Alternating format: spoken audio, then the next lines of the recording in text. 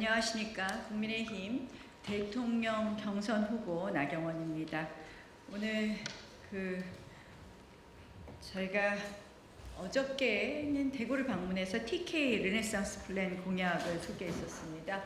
오늘은 부산, 울산을 방문해서 부울경 제도약의 청사진을 직접 보여드리고 또 자갈치 시장과 신정시장에 우리 방문해서 상인 여러분들의 생생한 목소리를 듣기로 했었는데 오늘 기상 악화로 인해서 김포공항으로 다시 회항하게 되면서 예정된 일정 모두 취소했습니다. 오늘 그래서 부울경 공약뿐만 아니라 국가균형발전 대개혁에 관한 공약을 오늘 말씀을 드리고 부울경 공약을 조금 더 추가해서 말씀드리겠습니다. 오늘 제가 회항하면서 더 절실히 느꼈습니다. 이 가덕도 신공항 건설의 필요성을 더욱 절감하겠습니다. 기상 여건이 아무리 나빠도 더 안전하고 편리하게 부울경을 오갈 수 있는 하늘길 확보는 단순한 교통 인프라를 넘어서 부울경 메가시티 성공의 필수 전제 조건이다, 이런 생각을 해봤고요. 앞으로 이 신공항 건설에도 차질 없도록 하겠다는 말씀 드립니다. 이 대한민국은 지금 지방 소멸 시대로 가 있습니다. 서울 수도권 집중의 대한민국입니다. 이 지방 소멸은 제가 늘 이야기하는 저출산 고령화 사회와 함께 같이 가지고 있는 아주 중요한 부분입니다. 지방이 발전하는 것이, 대한민국 전역이 발전하는 것이 저출산 문제를 해결하는 데도 중요한 문제라는 말씀을 드리면서 이 지속 가능을 위협하는 지방 소멸을 대비하기 위한 기존의 균형발전 전략을 넘는 나경원표 국가균형발전 대개혁을 추진하겠다는 말씀 드립니다. 역시 이 균형발전을 위해서는 저는 5대 권역 초광역 메가시티 플러스 3대 글로벌 혁신 허브를 만들겠다는 말씀 드립니다. 이 5대 권역, 수도권, 충청권, 호남권, 부울경, 대경권에 주요 국가 기능을 분담하는 권역별 책임 수도를 지정하고 5대 초광역 메가시티로 발전합니다. 또한 3대 특별자치도는 특화산업 중심의 글로벌 혁신 허브로 육성합니다. 이 5대 권역의 초광역 메가시티의 핵심은 첫 번째는 네트워크형 메가시티를 만들겠습니다. 권역 내의 주요 도시들을 초광역 교통 디지털망으로 연계하여 다핵 분산형으로 발전시키겠습니다. 예컨대 부울경은 부산, 울산, 창원, 김해 등을 연계하는 방법입니다. 세 번째, 소외지역 제로를 만들겠습니다. 메가시티 권역 내에 낙후 시군구에 시군구를 기회발전 특구로 지정해서 파격적인 지원으로 균형을 맞추겠습니다. 농산어촌 중소도시는 100만 생활인구 도시로 육성합니다. 넷째, 균형발전 슈퍼펀드 및 재정 분권입니다. 30조 원 규모의 균형발전 슈퍼펀드를 조성하여 비수도권에 집중 투자하고 메가시티와 특별자치도에 획기적인 재정, 행정, 자율권을 부여하겠습니다. 다섯째, 권역별 성장 엔진 및 지방대학 혁신 필수적인 부분입니다. 각 권역에 미래산업 클러스터를 조성하고 지방대학을 지방인재 혁신 플랫폼으로 만들겠습니다. 여섯째, 초광역 거버넌스, 부총리급 국가균형발전부를 신설하여 전략을 총괄하고 국민 참여를 보장합니다. 일곱째, 글로벌 메가 리전 도약, 각 권역을 국제적인 경제 문화 허브로 육성하여 세계 5대 경제 강국 G5로 도약하겠습니다. 부울경 메가시티는 간단하게 좀 설명드리겠습니다. 이 부울경은 사실상 싱가포르 면적의 17배에 해당합니다. 약 770만 명의 인구와 300조가 넘는 경제 규모를 가진 대한민국 제2의 경제권입니다. 그래서 부산은 동남권 메가시티의 글로벌 관문으로 만들겠습니다.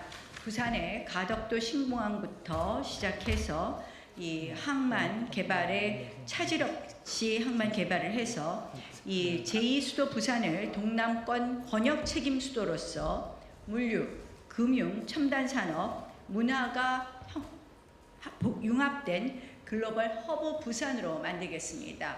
특별히 산업은행 이전 조속히 마무리하겠습니다. 울산은 울산 제도약 산업수도 2.0 플랜입니다. 메가시티 혁신 제조 에너지 허브로 만들겠습니다. 울산은 조선 중공업의 허브입니다. 또한 원전과 울산 부울경은 원전과 그리고 조선업의 중심지입니다. 우리가 앞으로 그 한미 관계를 잘 해결함으로써 이 원전과 조선업에 있어서 새로운 도약을 만들 수 있고, 이것은 부울경의 이 경제 발전에 커다란 도움이 될 것이다라는 말씀을 드립니다. 경남 재창조 경남 자유특별자치도 플랜을 시동 걸겠습니다. 메가시티 기회와 균형입니다. 대한민국 경제 버팀목 경남을 경제 자유특별자치도로 재창조하여 부울경 메가시티의 네트워크형 발전과 소외지역 제로 균형 발전을 실현하겠습니다. 자세한 내용은 이 보도자료로 가름하겠다는 말씀 드리면서, 부울경의 핵심적인 산업의 육성은 한 축으로는 이 원전과 조선업의 발전이고요, 한 축으로는 역시 신산업의 동력으로 만드는 것입니다. 부산은 이미 이 디지털 산업에 상당한 관심이 있고 블록체인에 대해서도 특구로 지정되어 있습니다. 이런 부분은 더 많은 정부 지원을 통해서 이 부산이 블록체인을 기반으로 한 혁신형 금융 제도의 발전과 그리고 디지털 경제의 선도 도시로 탈바꿈할 수 있도록 전폭적인 지원을 하겠다는 약속을 드립니다. 고맙습니다.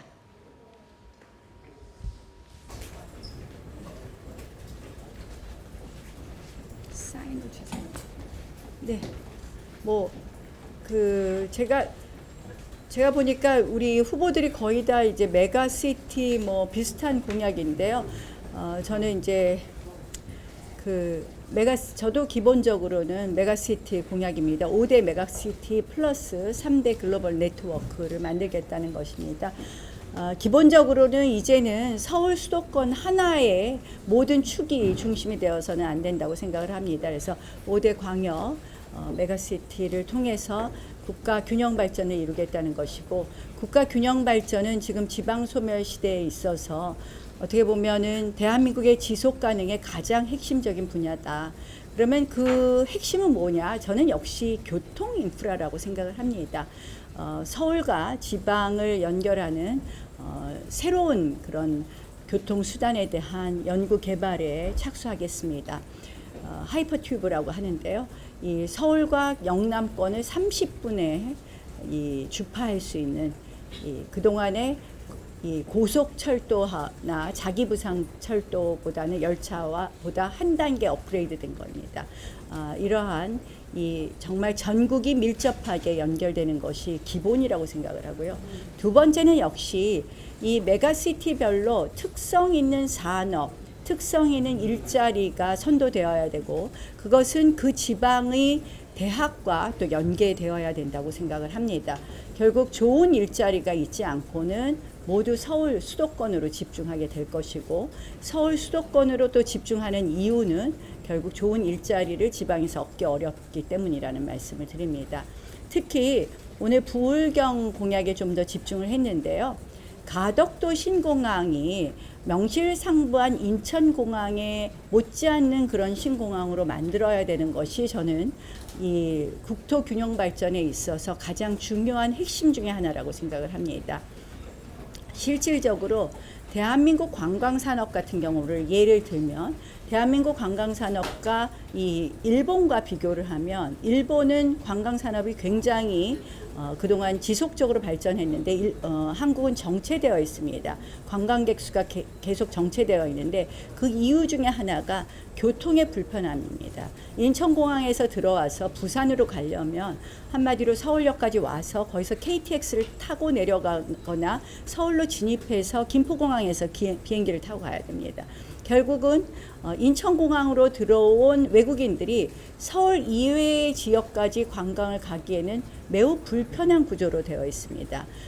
또 하나의 그 국제공항을 만들어서 우리가 이 뭐 관광뿐만 아니라 여러 가지 산업에 있어서도 새로운 계기를 만들어야 된다. 그래서 이러한 지방 균형 발전의 핵심은 교통이라고 생각을 하고 교통 인프라에 가장 많은 투자를 하겠다. 그 다음에 두 번째는 산업에 투자를 하겠다. 선도하는 산업이 있어야 될 것이고요.